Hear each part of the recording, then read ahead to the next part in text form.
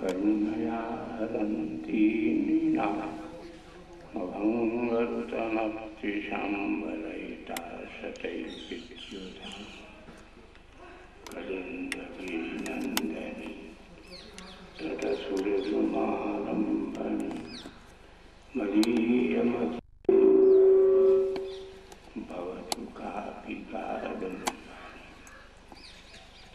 यत्पादपल्लवनखचन्द्रमणिच्छटाय विस्फूर्जितं किमपि गोपवधू स्वदर्शि पूर्णानुरागरससागरसारमूर्ति साराधिका मयि कदापि कृपां करोतु।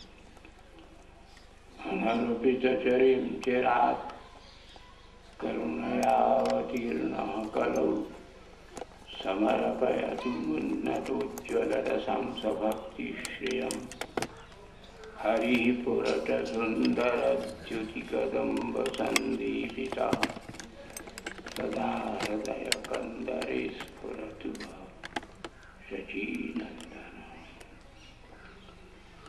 नारायणं नमस्कृत्य नरं चैव नरोत्तमं देवीं सरस्वतीं व्यासं ततो जयमुदीरये। सच्चिदानन्दरूपाय विश्वोत्पत्त्यादिहेतवे तापत्रयविनाशाय श्रीकृष्णाय वयं नमः। कृष्णाय वासुदेवाय हरये परमात्मने प्रणतक्लेशनाशाय गोविन्दाय नमो नमः। द्योतद्दन्तखण्डः सकलसुरगणाडम्बरेषु प्रचण्डः सिन्दूराकिरणगण्डः प्रकटितविलसच्चारुचान्द्रीयखण्डः गण्डस्थानन्तखण्डः स्मरः रत्नयः कुण्डलीभूतशुण्डः विघ्नानां कालदण्डः भवतु भवतां भूतये वक्रतुण्डः विरञ्चिनारायणवन्दनीयो मानं विनेतुं गिरिशोऽपि यस्यात् कृपाकटाक्षेण निरीक्षणानि व्यपेक्ष्यते सावधिको भवामि। यस्याङ्के च विभाति भूधरसुधा देवाकलामस्तके भाले बालविधुर्गले च गर्लं यस्योरसी व्यालरात् सोऽयं भूतिविभूषणः सर्वरः सर्वाधिपः सर्वदा सर्वः सर्वगतः शिवः शशिनिभः श्रीशङ्करः पातु माम्। जृम्भारातीव कुम्भोद्भवमिव दधतः सान्द्रसिन्दूररेणुं रक्ताः सिक्ताः इव उभयहृदयगिरितटी धातु धाराद्रवस्य आयान्त्यातुल्यकालं कमलवनरुचे वारुणावो विभूत्यै भूयासुर्भासयन्तो भुवनमभिनवा भानवो भानवीयाः भक्तिप्रवाय दातुं मुकुलपुटकुटीकोटरक्रोडरीणां लक्ष्मीमा प्रष्टुकामा कमलकनोद्घाटनं कुर्वते ये कालाकारान्धकारानलपतितगतसाध्वसुधंसकल्या कल्याणं वक्रियासु किशिलैरुचिरस्ते कराभास्करस्य।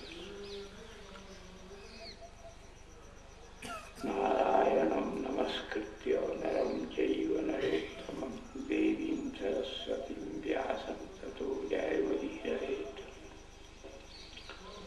हरे कृष्ण हरे कृष्ण कृष्ण कृष्ण हरे हरे हरे राम राम राम हरे हरे हरे कृष्ण कृष्ण कृष्ण हरे हरे हरे राम राम हरे।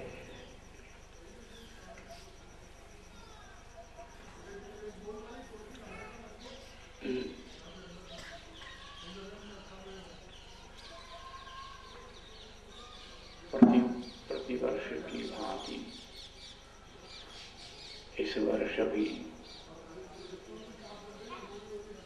ये फागोत्सव के सुंदर अवसर पर दिव्य सत्संग समायोजित हुआ है। दो उपलक्ष्य और भी हैं। एक श्री चैतन्य महाप्रभु की मंगल जयंती, दूसरी श्री हमारे पूर्व पुरुष पितामह श्री विजय कृष्ण गोस्वामी जी महाराज की दिव्य स्मृति महोत्सव। इसके अतिरिक्त ये 2 मास वृंदावन के बड़े प्रमुख हैं, मुख्य। एक श्रावण, एक फाल्गुन। श्रावण मास से तात्पर्य है गुरु मास।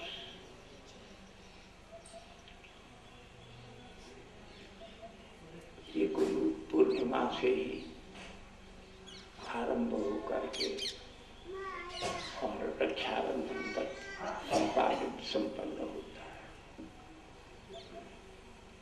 इस मास में सब अपने अपने गुरु, जिनसे हमें शिक्षा दीक्षा, जिनसे हमको विद्या और जीवन के समाधान के लिए, श्रेय के लिए तरह तरह के समाधान, शिक्षा, प्रेरणा और हमारी चेतना को उन्मेष प्राप्त होता है। और इस फाल्गुन मास में फल्गु कहते हैं बसंत को। फल्गु से संस्कृत में बना फाल्गु। ये वसंत है, ऋतुराज। इस समय तरह तरह के उत्साह पूर्वक, उल्लास पूर्वक अनेक प्रकार के निश्चिंत भाव से, निर्विकार भाव से और निरुद्विग्न भाव से मनुष्य के जीवन में अध्यात्म की अपेक्षा इसलिए है कि वह अपने जीवन में निरुद्विग्न जिया विशत। एक उक्ति जीवन में निरुद्विग्न है। उद्विग्न व्यक्ति शांत नहीं रह सकता। शांत हुए बिना श्रेय की ओर अग्रसर नहीं हो सकता। श्रेय के बिना जो प्रिय वस्तु है उसकी उपलब्धि भी नहीं हो सकती, अनुभूति भी नहीं हो सकती, विषयों में अनासक्ति नहीं हो सकती और परमार्थ में प्रवृत्ति नहीं हो सकती। इसलिए प्रहलाद जी से हिरण्यकश्यप ने पूछा कि मैंने इतना तप किया है, योग किया है, मेरे सामने सूर्य चंद्र नहीं ठहर सकते और तुम्हारे चेहरे पर मेरी नजर नहीं ठहरती। इतना तेज तुमको कहां से मिला? तो प्रहलाद जी कहते हैं तो माता के गर्भ में कयाधु, इनकी माता का नाम था कयाधु, इनके पिता ये है असुर कुल में। असुर है कायाधव। कायाधव कहते हैं असुरों में असुर कौन है? जिसको शरीर बहुत प्यारा है, जो कुछ करता है देह के लिए करता है, शरीर की अपेक्षा के अनुसार करता है। खूब खाना, खूब पीना, खूब सोना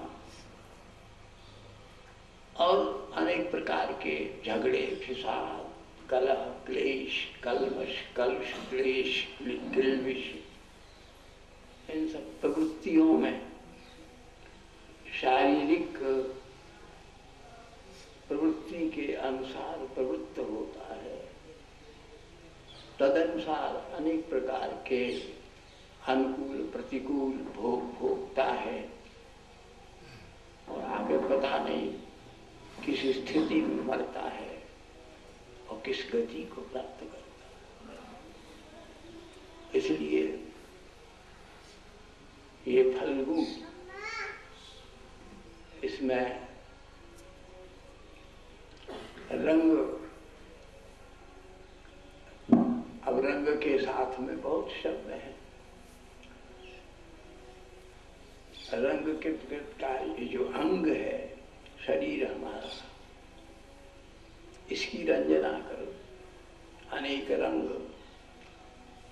अनेक उमंग, अनेक तरंग,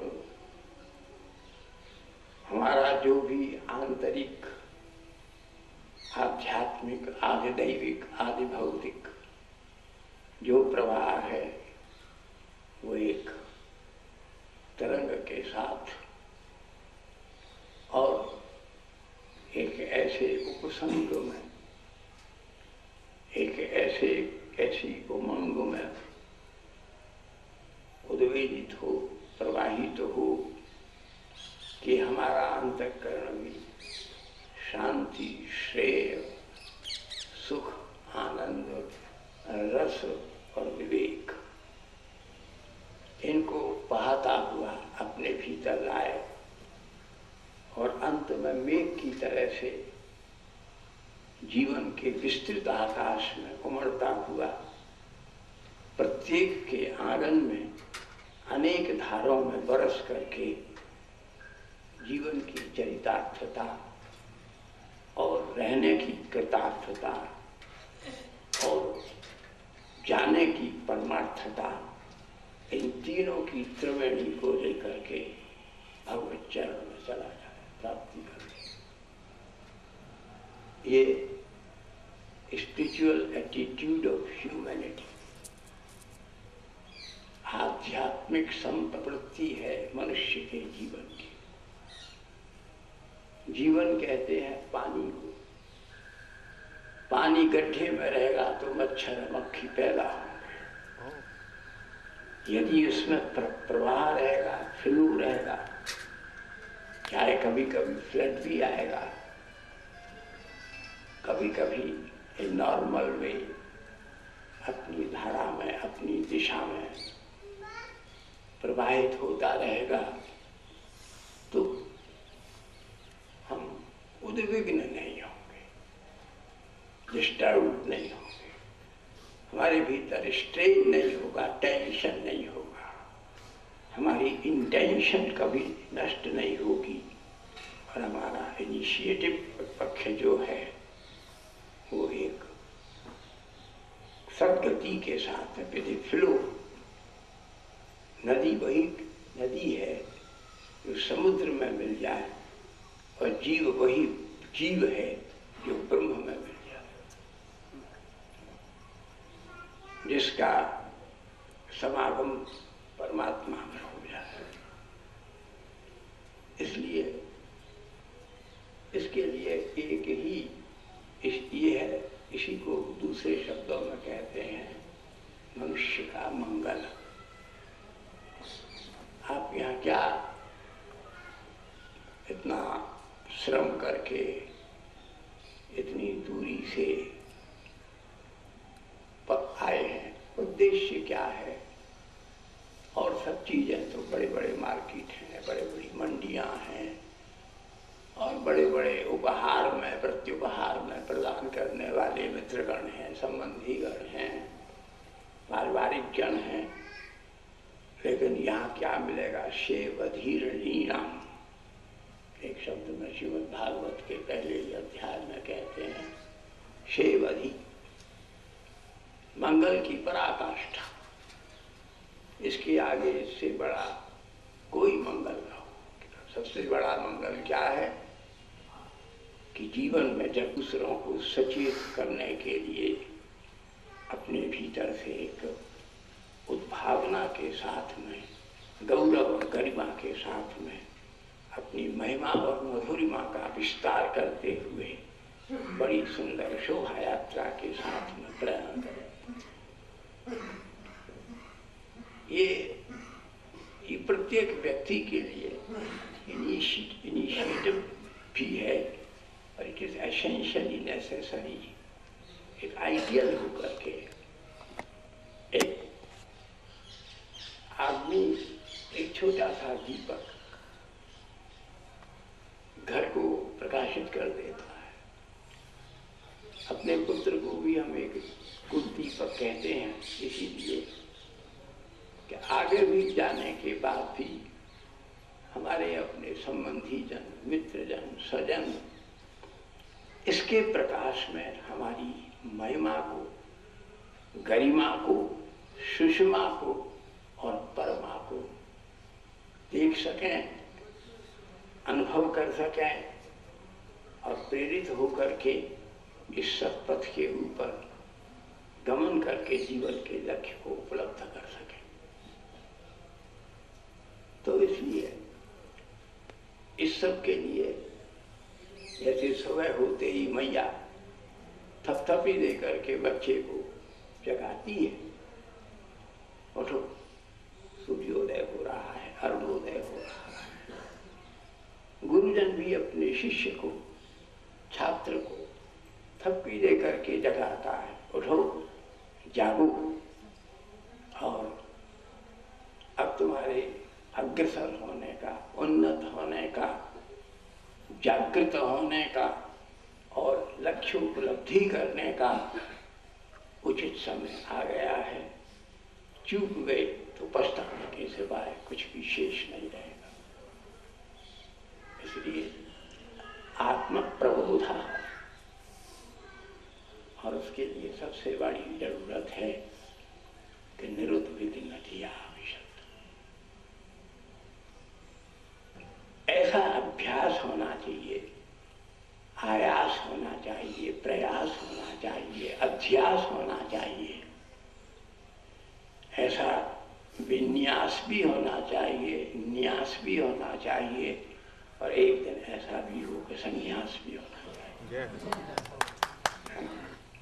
संन्यास माने सम्यक रूपेण सब चीजों का परित्याग, कोई आसक्ति नहीं। किसका त्याग? हमने खाना छोड़ दिया, हमने कपड़ा, इसका कोई अर्थ नहीं है।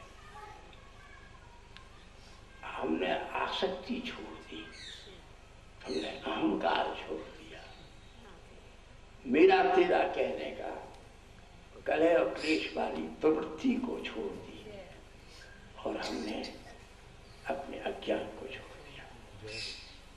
अज्ञान क्या है? ये मेरी है, ये तेरी है, ये बहुत अच्छी है, ये काली है, ये गोरी है। ज्ञान क्या है? बोले कहीं कुछ नहीं है।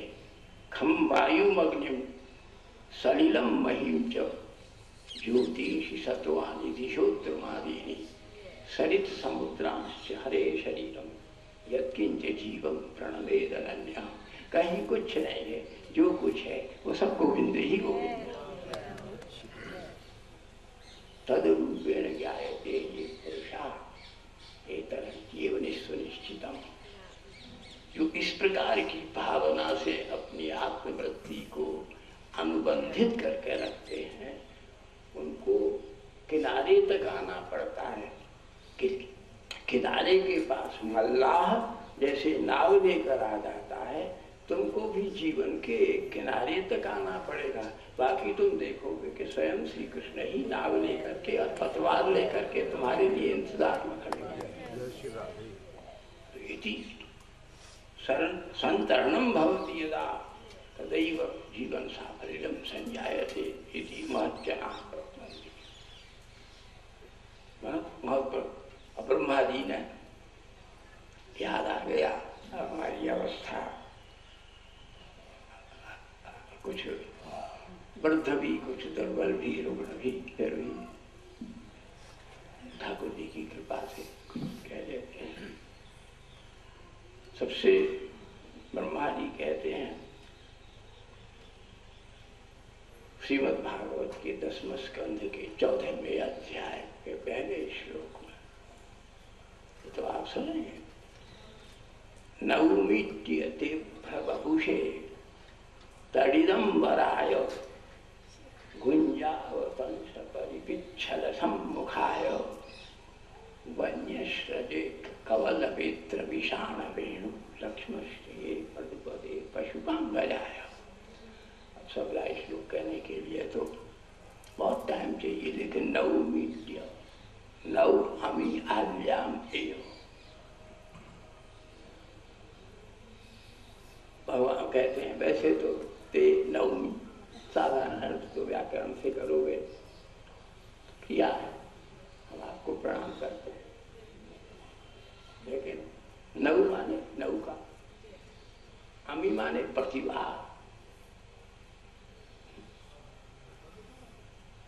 और आल्य नौका, तीन चीजें चाहिए। तो ब्रह्मसूत्र में तन्विधा एष, वेदांत के ब्रह्मसूत्र में कहते हैं, भगवान कहते हैं कि देखो आजकल जैसे प्रत्येक व्यक्ति, घर में जितने आदमी हैं उतनी कार है, कोई भी कोई, कोई भी कोई। पहले जमाने में तो ये सारी पृथ्वी डूबी हुई थी। वेद का वर्णन तभी शुरू होता है जब हिमालय का एवरेस्ट थोड़ा सा बाहर निकला और मनु शतरूपा ने बड़ा उत्सव मनाया कि अब हमको रहने के लिए थोड़ी सी सूखी जमीन प्राप्त हो, यहाँ से हमारी संस्कृति का आरंभ है। लेकिन लोग अपनी कल्पना से उसका समय निर्धारित करते हैं, शताब्दी निर्धारित करते हैं।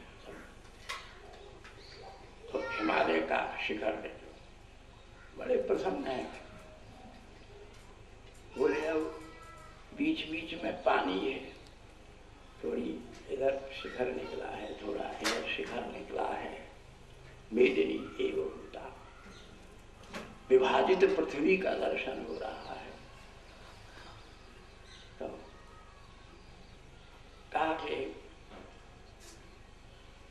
भगवान ने कहा प्रकट होकर के कि मैं नाव दे रहा हूं, बहुत बढ़िया, आल्याम हम प्रदास्याम, मैं तुमको देता हूं, इसे रखो, परंतु मैं एक रूप में ही तुम्हारे अनुभव में आऊंगा, इस बात को आप तो ध्यान से।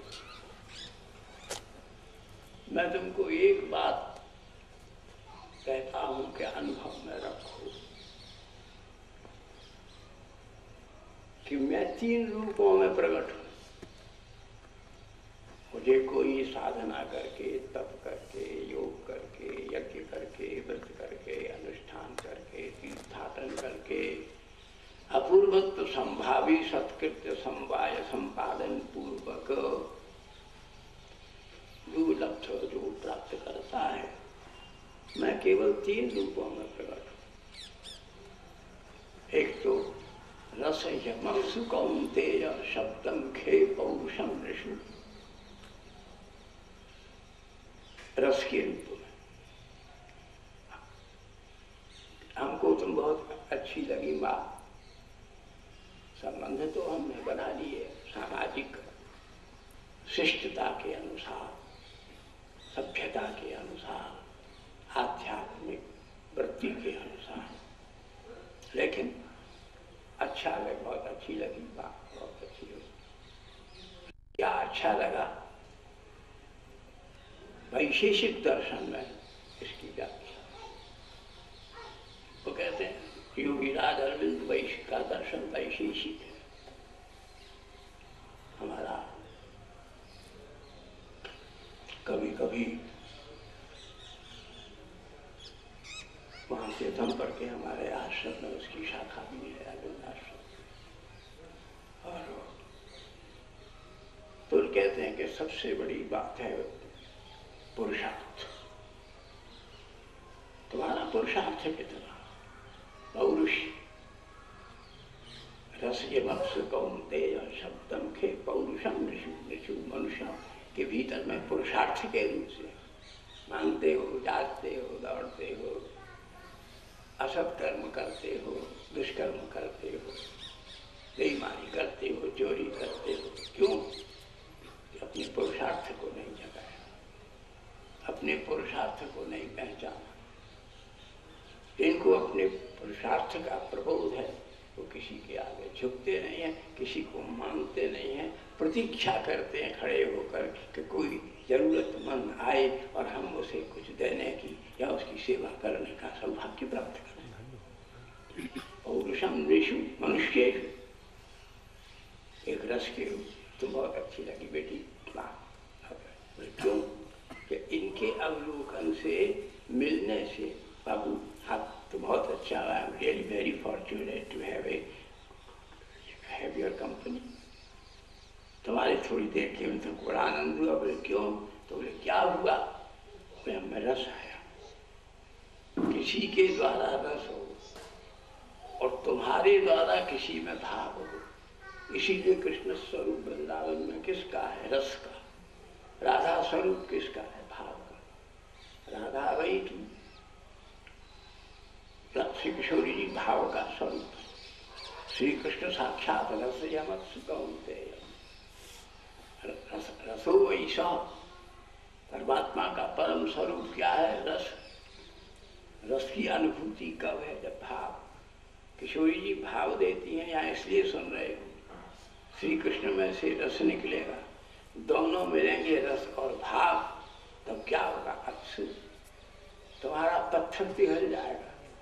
जैसे बिजली की कड़क से पहाड़ की शिला फट जाती है और उसमें से पानी की एक धारा निकल आती है, ऐसे ही तुम्हारे भीतर की कठोरता फट जाएगी और उसमें से मनुष्यों के जीवन को आनंदित करने वाली एक अविच्छिन्न रस की धारा प्रकट हो जाएगी, अत्यंत हो जाएगी।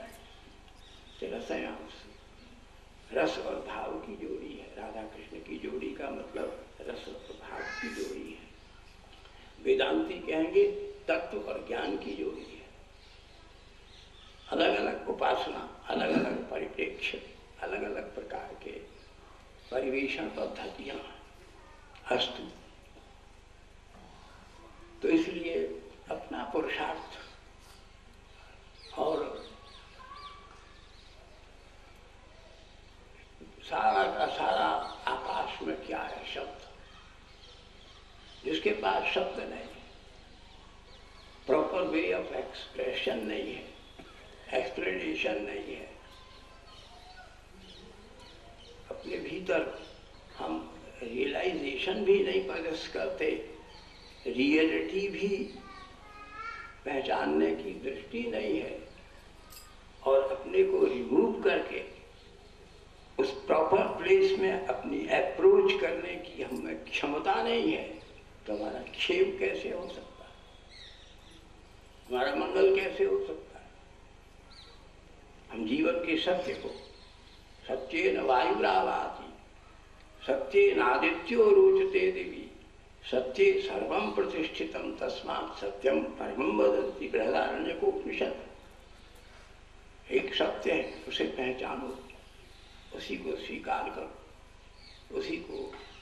उसी से अपने को समलंकृत करो और विभान्वित करो। ये अध्यात्म की संचेतना है, अध्यात्म की प्रेरणा है, अध्यात्म की स्फूर्ति है, स्फूर्ति है, स्फुटन है।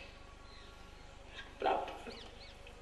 इसलिए ब्रह्मा जी कहते हैं कि तुम 3 चीज रखो। ये बात कहकर समाप्त करते हैं कि लहू अमी आजा,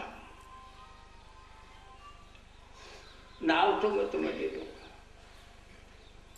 चिंता मत करो, मैंने तुम्हारे किनारे पर बात दी। नाव क्या है? बुद्धि। तुम्हारे भीतर जो आत्मप्रज्ञा है वही तुम्हारी नाव है। लेकिन एक चीज तुमको रखनी पड़ेगी, पतवार। ये इसके लिए तुम्हें एफर्ट करना पड़ेगा।